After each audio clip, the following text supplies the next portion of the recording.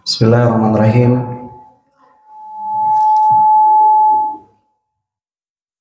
Assalamualaikum warahmatullahi wabarakatuh. Alhamdulillahirabbil alamin. Asyhadu an la ilaha illallahul malikul haqqul mubin. Wa asyhadu anna Muhammadan abduhu wa rasuluhu shadiqul wa'dil amin.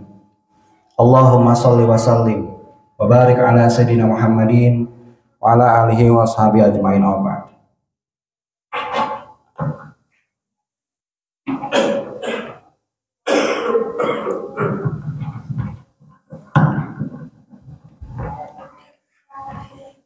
Qala Allah Ta'ala fil Qur'anil Karim, a'udzubillahi minasyaitonir rajim. Ya ayyuhalladzina amanu kutiba 'alaikumus shiyam kama kutiba 'alal ladzina min qablikum la'allakum tattaqun. Alhamdulillah jamaah salat subuh yang dirahmati oleh Allah Subhanahu wa taala. Di kesempatan yang berbahagia ini kita semua bisa kembali merasakan nikmat dari Allah Subhanahu wa taala, nikmat yang begitu besar. Baik nikmat iman, nikmat Islam, nikmat kesehatan, nikmat kesempatan, sehingga kita semuanya bisa hadir melaksanakan salat subuh berjamaah. Rasa syukur juga kemudian kita sampaikan kepada Allah Subhanahu wa taala yang alhamdulillah Allah telah memberikan usia, umur untuk kepada kita semuanya sehingga kita semua bisa menjalankan ibadah Ramadan, ibadah puasa di bulan Ramadan ini, dan sekarang sampai ke hari yang ke-6.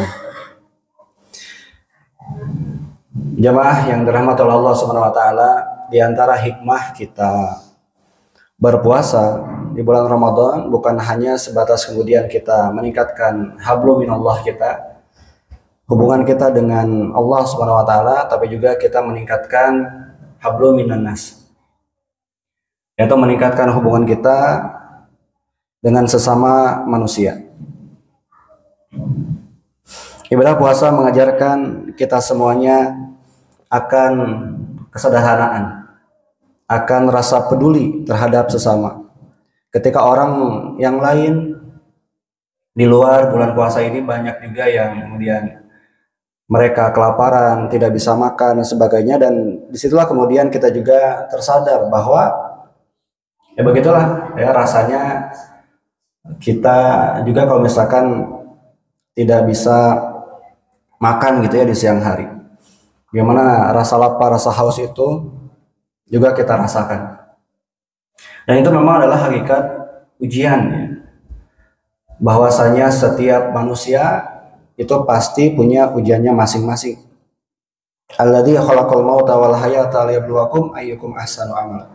Allah menciptakan kematian, Allah menciptakan kehidupan, tidak lain adalah untuk tahu siapa yang lebih baik imannya, untuk tahu siapa yang lebih baik amalnya. Sesiapa yang kemudian diuji oleh Allah Subhanahu wa taala, kemudian mereka sering mengeluh, sering marah-marah, sering menyalahkan situasi, sering menyalahkan kondisi, berarti itu adalah salah satu ciri bahwa ya dia ini tidak menerima atas ketentuan dari Allah Subhanahu wa taala.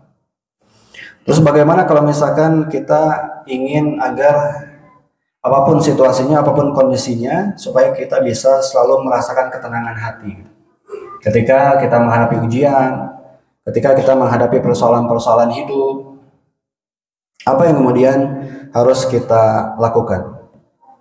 Yang pertama, agar kita bisa selalu menghadapi ujian ini dengan tenang, dengan bahagia, yang pertama kita harus menyadari bahwa semua orang pasti merasakan ujian yang sama. Itu yang pertama. Jadi kita jangan merasa sendirian bahwa kitalah termasuk orang yang diuji oleh Allah Subhanahu wa taala dengan ujian yang berat, luar biasa gitu. Padahal semua orang juga sama mendapatkan ujiannya masing-masing dan pasti sesuai dengan kemampuannya masing-masing. La yukallifullahu nafsan illa wus'aha.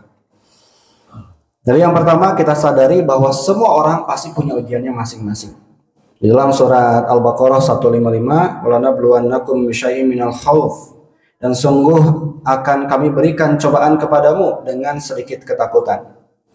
wal ju'i wa naqsim minal amwal, kelaparan, kekurangan harta, kemudian wal anfus was samarat, ya, jiwa dan buah-buahan, wa basyiris sabirin, dan berikanlah berita gembira kepada orang-orang yang sabar. Di sini kemudian Bapak sekalian jelas sekali bahwa memang tidak ada manusia begitu ya yang tidak diuji oleh Allah Subhanahu wa taala dengan berbagai jenis ujiannya. Ada dengan ketakutan, kelaparan, kekurangan harta, jiwa dan buah-buahan. Jadi kita bisa ambil kesimpulan bahwa kita tidak sendirian. Semua pasti juga mendapatkan ujiannya masing-masing. Kemudian yang kedua, bagaimana caranya agar kita bisa menghadapi ujian dengan tenang dan bahagia?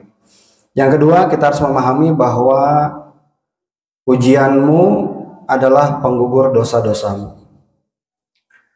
Tidaklah seorang muslim ditimpa musibah, baik berupa rasa lelah, rasa sakit, rasa khawatir, rasa sedih, gangguan, dan rasa gelisah, sampai pun duri yang melukainya, melainkan dengannya Allah akan mengampuni dosa-dosanya. Jadi ternyata Bapak sekalian, ujian juga termasuk bagian dari cara Allah untuk mengampuni dosa-dosa kita. Jadi ya kalau kemudian kita memahami akan hal ini, berarti kita bukan lagi bersabar ya, bahkan harusnya bersyukur kepada Allah Subhanahu wa taala. Karena dosa-dosa kita akan diampuni oleh Allah Subhanahu wa taala. Kemudian yang ketiga, sadari bahwa di balik ujian itu pasti ada kebaikan. Pasti ada keberkahan. Di dalam surat Al-Insyirah ayat ke-5 ya dan 6. Inna ma'al usri yusra. Jadi di balik kesulitan itu ada kemudahan. Jadi udah di satu paket. Gak bisa dipisahin. Kalau misalkan ingin dapatkan kemudahan, maka siap-siap dengan kesulitannya. Kurang lebih seperti itu.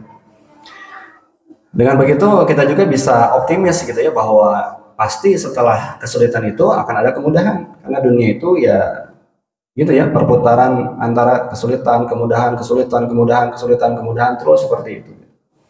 Bahkan Rasulullah Shallallahu Alaihi Wasallam pernah bersabda, "Man yuridillahu bi khairan yusib minhu." Barang siapa yang dikehendaki oleh Allah kebaikan, maka Allah akan kasih musibah terlebih dahulu. Nah, jadi gitu ya, jadi satu paket gitu. Kemudian selanjutnya yang keempat, bagaimana cara kita menghadapi ujian? Sadari bahwa solusi dari ujian-ujian itu biasanya datang di akhir-akhir Bapak Ibu. Ketika kita sudah mentok barulah datang. Maka ya kita harus bersabar sampai kapanpun. Sampai kemudian Allah Subhanahu wa taala menjemput kita, memanggil kita.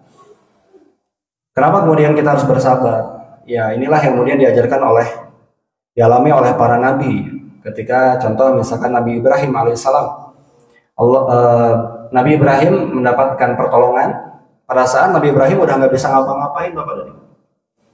Ketika itu Nabi Ibrahim diceburkan ke api, ya. Pada saat itu udah nggak bisa ngapa-ngapain.